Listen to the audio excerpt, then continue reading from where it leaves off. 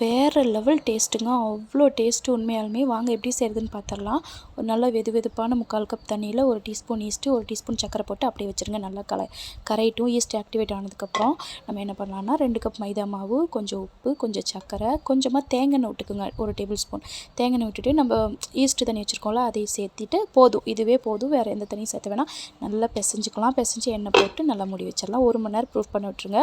அப்புறம் ஒரு இடிக்கல்ல கொஞ்சமாக மிளகு, அப்புறம் பூண்டு, அதுக்கப்புறம் வெண்ணெய், இது நல்லா இடித்து வெண்ணெய் கூட நல்லா மிக்ஸ் பண்ணி வரமிளகா நான் 1, 2 அரைச்சி வச்சுருக்கேன். அதையும் சேர்த்துக்கிட்டு உங்கள்கிட்ட என்னென்ன கொத்தமல்லி தழை, கருவேப்பிலை, புதினா தழை என்னென்ன சீசனிங் இருக்கோ அத்தனையும் பொடி பண்ணி போட்டுக்கோங்க.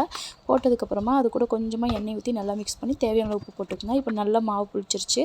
இது நம்ம நல்லா கவுண்டர் டாப்பில் சேர்த்தினா அந்த மிக்ஸ் பண்ணி வச்சுருந்த சாஸ் பூண்டு சாஸ் அதெல்லாம் மேலே போட்டுக்கிட்டேன்.